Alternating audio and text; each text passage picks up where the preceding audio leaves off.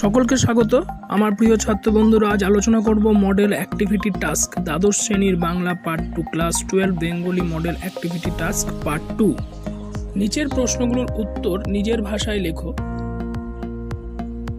First question, আসল বাদাটির খোঁজ করা হয় না আর উৎসবকে সে কোন বাদার খোঁজ করতে চেয়েছিল, কেন তার পক্ষে সেই বাদাটির খোঁজ করা হয়ে উঠল না? প্রথম প্রশ্ন, উত্তর লিখবে ছাত্র বন্ধুরা। উৎসব কোনো অভিজাত চরিত্র নয়, বাদা অঞ্চলের এক অতি দরিদ্র মানুষ, তাই তার নাম উৎসব হওয়া সত্ত্বেও সে পরিচিত হয়েছে উৎসব নামে। এই চরিত্রের বৈশিষ্ট্য হল দক্ষিণ 24 পরগনার মাতলা নদীর তীরবর্তী বিস্তীর্ণ জলাভূমি বাদা নামে পরিচিত। এই এলাকা অত্যন্ত উর্বর, প্রচুর ফসল ফলে এখানে। যদিও গল্পে মাতলা নদীর এবং বাদার কথা আছে, তবুও আসল বাদা বলতে শ্রদ্ধেয় লেখিকা মহাশ্বেতা দেবী কোনো প্রতীকী অঞ্চলকে বুঝিয়েছে, যেখানে যারা ফসল ফলায় তারা সে ফসলের সামান্যতম অংশ ভোগ করতে পারে না। উৎসব নাইয়া ভাতের আশায় শহরে কাজ করতে এসে সেই আসল বাদার আভাস পেয়েছে।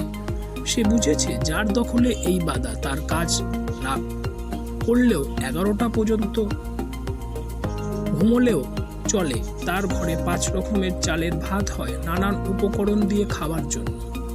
সে ঘরে চিকিৎসকের শেষ কথা বলে যাওয়া সত্ত্বেও ক্যান্সার আক্রান্ত মৃত্যুপথ যাত্রীকে দুদণ্ড বাঁচিয়ে রাখার জন্য 2.5 মণ কাঠ দিয়ে হোমযজ্ঞ হয়। হোমযজ্ঞ সম্পূর্ণ হওয়ার আগে সে পরলোকে চলে গেলে সে বাড়ির রান্না করা ভাত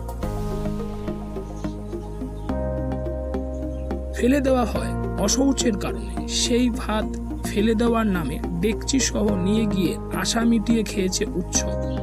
ভরা পেটে ঘুমিয়ে গেছে সেই ডেকচি ধরে। বাড়ির লোকের অভিযোগে পেতলের ডেকচি চুরির অপরাধে উৎসবকে ধরে পুলিশ, তাই তার আসল বাদার খোঁজ করা হয় না।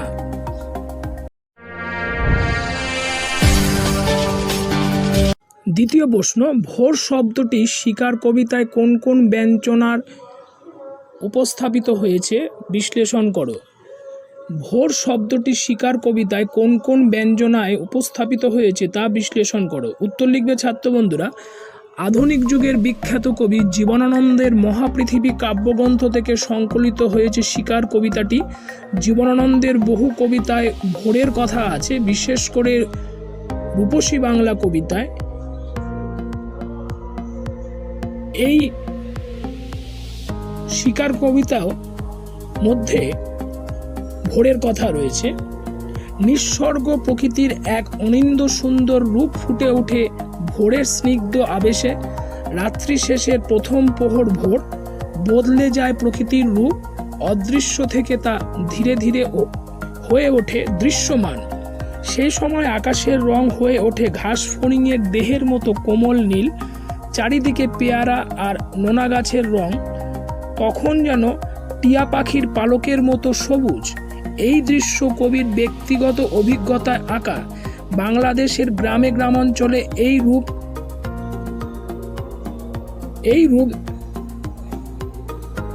দেখা যেত ভোরের আকাশে জেগে থাকা একটিমাত্র তারাকে।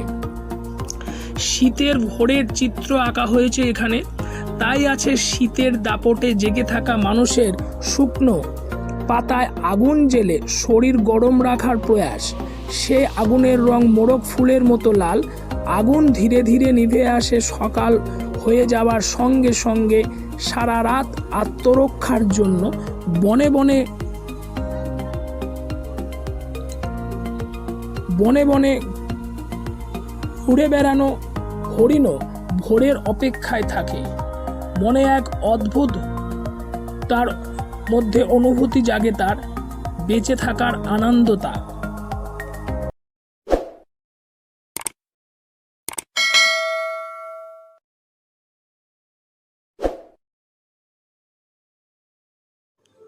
তৃতীয় প্রশ্ন, বুদ্ধিটা কি করে এলো তা বলি।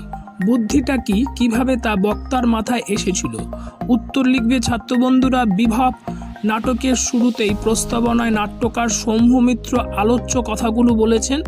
বুদ্ধিটা হলো সরকারি খাজনার ভ্রুকুটি এড়িয়ে কম খরচে কম আয়োজনে কিভাবে একটি নাটক দর্শকদের সামনে উপস্থিত করা যায় তারই কৌশল। কারণ প্রসঙ্গত নাট্যকার জানাচ্ছেন তাদের নাটক করার মতো ভালো স্টেজ, সিন সিনারি, আলো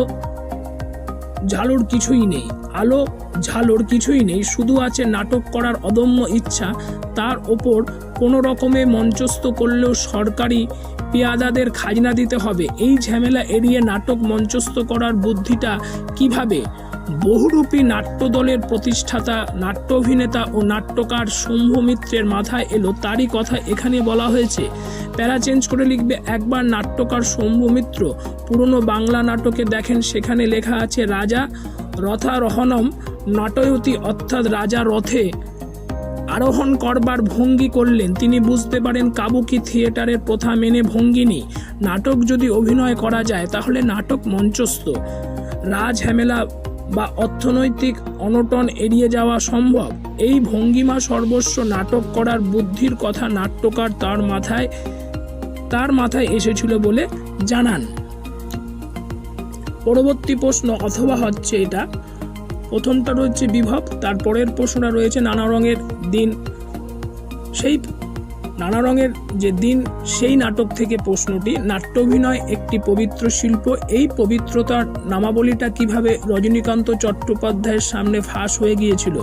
উত্তর লিখবে ছাত্র বন্ধুরা অজিতেশ বন্দ্যোপাধ্যায়ের লেখা নানা রঙের দিন নাটক থেকে সংকলিত প্রশ্ন। উক্ত মন্তব্য অনুসারে পবিত্রতার নামাবলী হলো আপ্তবাক্য স্বরূপ উচ্চারিত নাট্যাভিনয় একটি পবিত্র শিল্প। কথাটি অনেকদিন আগে আলমগীর চরিত্রে রজনীকান্তের অভিনয় দেখে সম্ভ্রান্ত ঘরের একটি মেয়ে তাকে ভালোবেসে ফেলে। তখন রজনীকান্তের বয়স কম, সামনে উজ্জ্বল ভবিষ্যৎ, নিজের ওপর গভীর আস্থা রেখে তিনি মেয়েটিকে স্ত্রী হিসাবে পেতে আগ্রহী হন।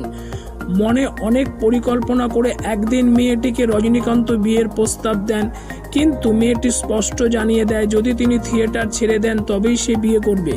রজনী এতে রাজি হন না, ফলে এতদিনের প্রেম ঘনিষ্ঠতা বিবাহে পরিণত হয় না। এই মানসিক আঘাতে বিপর্যস্ত রজনীকান্ত উপলব্ধি করেন দর্শক সাধারণ অভিনয় দেখেন কেবল আনন্দ লাভের জন্য, তাদের কাছে অভিনেতা হলো চাকর, জোকার, ক্লাউন। যেহেতু টিকিট কেটে তারা অভিনয় দেখে, সেহেতু তাদের মনোরঞ্জন করাই হচ্ছে অভিনেতাদের কাজ। দর্শকাসনে বসে তারা হাততালি দেবে, প্রশংসা করবে, কিন্তু স্টেজ থেকে নামা মাত্রই অভিনেতারা তাদের কাছে আত্মমর্যাদা শূন্য ও আভিজাত্যহীন একটি থিয়েটারওয়ালা, নকল নবিশ অস্পৃশ্য ভার মাত্র। এইভাবে অভিনেতাদের সঙ্গে তারা আলাপ করবেন, সিগারেট খাওয়াবে, হাসবে, সবই নিজেদের জাহির করতে, কিন্তু তারা কোনো অবস্থাতেই অভিনেতাদের সামাজিক সম্মান দিতে রাজি নয়। সে যুগে থিয়েটারের পরিচয় কোনো দর্শক তার মেয়ে বা বোনকে অভিনেতার সঙ্গে বিয়ে দিত না। ভালোবাসার পাত্রীর থেকে এই হীন মানসিকতার পরিচয় পাওয়ার দিন থেকে সাধারণ দর্শক সম্পর্কে তার মোহভঙ্গের, তার বলতে রজনীকান্তের কাছে শিল্প সম্পর্কিত যাবতীয় পবিত্রতার নামাবলী ফাঁস হয়ে গিয়েছিল। পরবর্তী প্রশ্ন 4 নম্বর প্রশ্ন, কত সব খবর কত সব প্রশ্ন পড়তে জানে এমন এক মজুরের প্রশ্নে কবিতায় কিভাবে সেই সব খবর আর প্রশ্ন উচ্চারিত হয়েছে। উত্তর লিখবে ছাত্র বন্ধুরা 7 দরজাওয়ালা থির তৈরির জন্য ইতিহাসে রাজাদের নামই লেখা আছে, কিন্তু যাদের কঠোর শ্রমে এর নির্মাণ সম্ভব হলো তারা চির উপেক্ষিতই থেকে গেছে। বারবার ধ্বংসপ্রাপ্ত হয়েও ব্যাবিলনের সেই পুনর্নির্মাণ সম্ভব হয়েছে। সে তো আসলে শ্রমজীবী মানুষদেরই অবদান, অথচ ইতিহাস এদের অবদানের কোনো মূল্য দেয় না। সমৃদ্ধ লিমাকে যারা তৈরি করেছিল বা যাদের অক্লান্ত পরিশ্রমে তৈরি হয়েছিল চীনের প্রাচীরের মতো বিস্ময়, সেই সব শ্রমিকের সন্ধান কেউ রাখে না।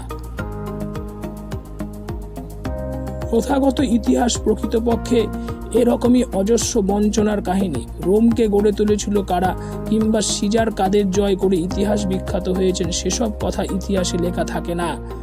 বাইজেন্টিয়ান সভ্যতার সমৃদ্ধির কথাই সবাই বলেছে, কিন্তু প্রাসাদের বাইরে যে মানুষরা থাকতো তাদের কথা কেউ বলেনি। উপকথার আটলান্টিস কৃতদাসদের ছাড়া সম্পূর্ণ ছিল না। আলেকজান্ডারের ভারত বিজয় সম্ভব হতো না তার সৈন্যরা না থাকলে। সিজারের একার পক্ষে গন্ধের পরাজিত করা সম্ভব ছিল না। আর্মাদা ডুবে যাওয়ার সময় শুধু স্পেনের রাজা ফিলিপি নয়, সেখানকার সাধারণ মানুষও কেঁদেছিল। রোমান সম্রাট দ্বিতীয় ফ্রেডারিকের দীর্ঘ 7 বছরের যুদ্ধ জয় তার একার পক্ষে কখনোই সম্ভব হতো না। এভাবেই ইতিহাসের প্রতিটি ঘটনায়, বিজয় উৎসবে, ভোজের আয়োজনে কিংবা মহামানবের প্রতিষ্ঠায় সমাজের সাধারণ মানুষের গুরুত্বকেই কবি প্রতিষ্ঠা করতে চেয়েছেন।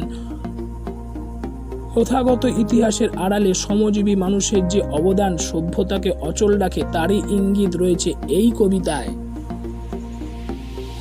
পরবর্তী প্রশ্ন 5 নম্বর, চোখের জলটা তাদের জন্য। কার চোখে জল, কাদের জন্য, কেন তার চোখে জল এসেছে? উত্তর লিখবে ছাত্র বন্ধুরা। কোনো কিছুর পরোয়া না করে জীবন মৃত্যুকে পায়ের ভিত্ত করে যারা ট্রেন থামিয়ে ক্ষুধা তৃষ্ণায় কাতর দেশবাসীকে রুটি ও জল পৌঁছে দিয়েছিল, তাদের জন্য আলোচ্য গল্পের লেখক তার চোখের জলকে উৎসর্গ করেছেন। কোনো কিছু প্রাপ্তির আকাঙ্ক্ষা না করে যারা জীবন মৃত্যু পায়ের ভিত্ত করে কাতর দেশবাসীকে রুটি জল পৌঁছে দিয়েছিল,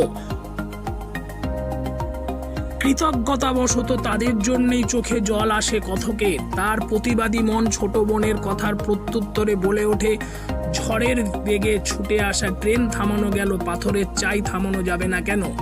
দ্বিতীয় ঘটনার আবেগতপ্ত বিশ্বাসযোগ্যতা তাকে প্রথম ঘটনা সম্পর্কেও সংবেদনশীল করে তুলেছে। তাই গল্পকথক শাসনয়ন হয়েছেন, অর্থাৎ তার চোখে জল এসেছে এবং তিনি সেই জলকে ধরে রাখতে পারেনি। ষষ্ঠ প্রশ্ন, গাঢ় পাহাড়ের নিচে গদ্যাংশ অনুসারে নয়। গাঢ় পাহাড়ের নিচে গদ্যাংশ অনুসরণে হাতি বেগার আইনের বিবরণ দাও। হাতি বেগার আইনের বিবরণ দাও। উত্তর লিখবে ছাত্র বন্ধুরা। 50-60 বছর আগে কিছু অঞ্চলে জমিদার দ্বারা প্রচলিত হাতি বেগার আইন চালু ছিল। জমিদারের হাতি ধরার শখকে পূর্ণতা দিতে বাচ্চা থেকে বয়স্ক সবাইকে জঙ্গলে বেড় দিতে হতো, আর জমিদার থাকতেন একটি নতুন মাচায় সেফাই শাস্তিদের সঙ্গে। অন্যদিকে যারা বেড় দিতে যেত তাদেরও কারো কারো প্রাণ যেত হয় বাঘের হাতে নয়তো সাপের কামড়ে। হাতি বেগারকে কেন্দ্র করে এক সময় বিদ্রোহ শুরু হয়েছিল। গোড়াচাঁদ মাস্টারের নেতৃত্বে সেই অঞ্চলের প্রজারা অস্ত্রশস্ত্র সহ বিদ্রোহী হয়ে উঠল। চাকলায় বসত তাদের মিটিং। যদিও জমিদারের সেনাবাহিনীর হাতে তাদের পরাজয় ঘটেছিল, তথাপি এই হাতি বেগার প্রথা বন্ধ হয়ে গিয়েছিল। এই ছিল আজকের আলোচনার অংশ ছাত্র বন্ধুরা। আজকের আলোচনার অংশ ভিডিওটি যদি তোমাদের প্রত্যেকের উপকারে আসে, তোমরা প্রত্যেকে লাইক করবে, পারিপার্শ্বিক বন্ধুদেরকে বেশি করে শেয়ার করবে, কমেন্টস করে জানাবে আজকের আলোচনার অংশটি তোমাদের কেমন লেগেছে। যে সকল ছাত্র বন্ধুরা এখনও ডিজিটাল মেন্টর চ্যানেলটি তোমরা সাবস্ক্রাইব করে উঠতে পারোনি, তাদের কাছে আমার নিবেদন রইল, ডিজিটাল মেন্টর চ্যানেলটি সাবস্ক্রাইব করে পাশে থাকা নোটিফিকেশন বেল আইকন অন করে দিলে এই জাতীয় শিক্ষামূলক ভিডিও লেটেস্ট আপডেট তোমাদের সামনে সরাসরি পৌঁছে যাবে নোটিফিকেশনের মাধ্যমে। প্রত্যেকে ভালো থাকবে, সুস্থ থাকবে, সুরক্ষিত থাকবে। ধন্যবাদ।